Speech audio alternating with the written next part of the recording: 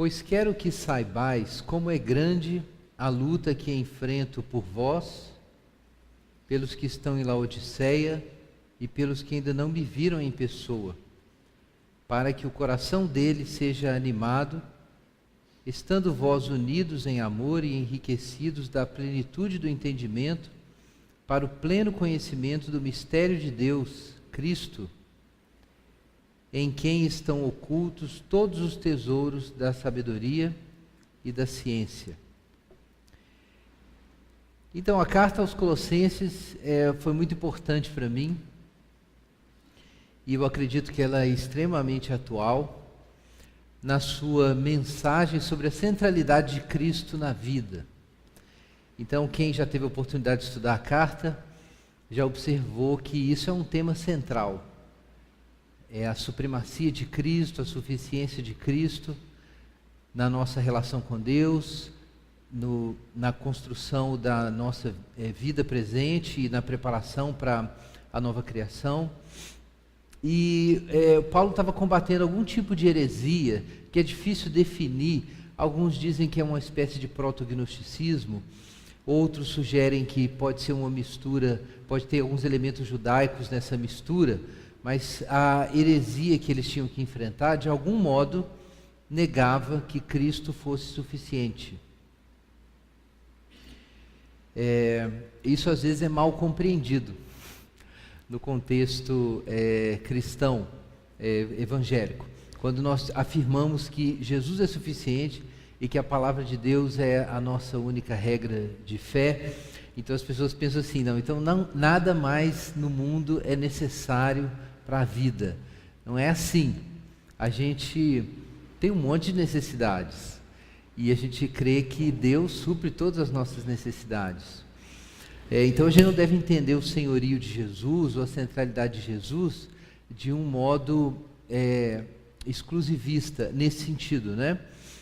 Então eu me lembro de ter lido alguns anos atrás sobre um líder muçulmano, líder islâmico, que quando invadiu Alexandria, a biblioteca já estava muito ruim, em mau estado, mas quando ele invadiu a biblioteca de Alexandria, perguntaram o que fazer com a biblioteca e ele disse o seguinte: olha, se não tem no Corão é supérfluo.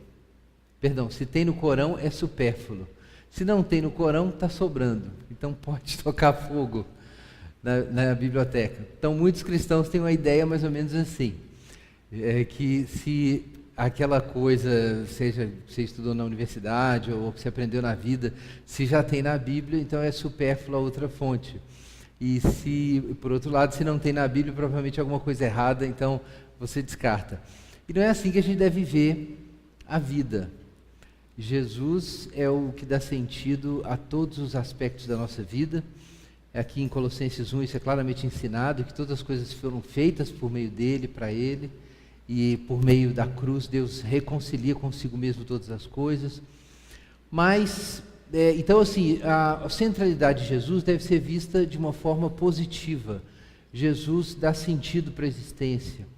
Jesus é quem une todos os fios da realidade. Ele é soberano sobre todos os campos da vida e faz com que a verdadeira cor de todos os campos da vida seja revelada.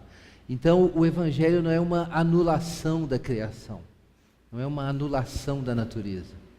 É uma afirmação e uma redescoberta do que a criação realmente é.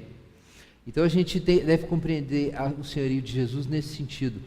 Mas havia uma heresia que dizia que, enfim, Jesus não é central, que Jesus não é suficiente para iluminar a nossa existência, para dar sentido para a vida. E a gente, como eu disse, não sabe exatamente os detalhes dessa heresia, mas a gente sabe como Paulo responde, né? Então, pelo menos um lado desse telefone sem fio a gente tem acesso. E Paulo diz aqui claramente, quando ele está combatendo essa heresia aqui no capítulo 2, que todos os tesouros da sabedoria e da ciência estão em Cristo. Então isso é muito importante. O que isso não significa?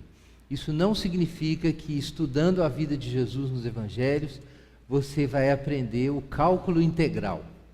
Você não vai encontrar o cálculo integral na Bíblia. Tem uns irmãos que fazem umas ginásticas exegéticas e acham coisas do arco da velha na Bíblia, mas eu acho que cálculo diferencial integral eu não encontrei ainda. Ninguém fazer isso, encontrar na Bíblia. Realmente a Bíblia não foi escrita para ensinar isso. Como você descobre a respeito da água? Examinando a água. Como é que você descobre o cálculo diferencial integral, ou que você desenvolve isso e aplica? Você tem que estudar matemática.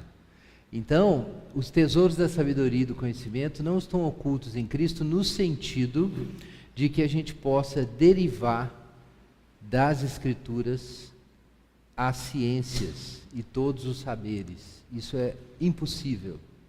Alguns irmãos temem dizer isso, como se isso fosse uma espécie de blasfêmia ou falta de fé. Mas não, irmão. A Bíblia não foi dada para nos dar o conhecimento da natureza. O que é que Deus deu para nos dar o conhecimento da natureza? A natureza. A natureza está aí. Deus te deu o olho, por isso você abre o olho e vê o mundo. Você não precisava da Bíblia para ver o mundo.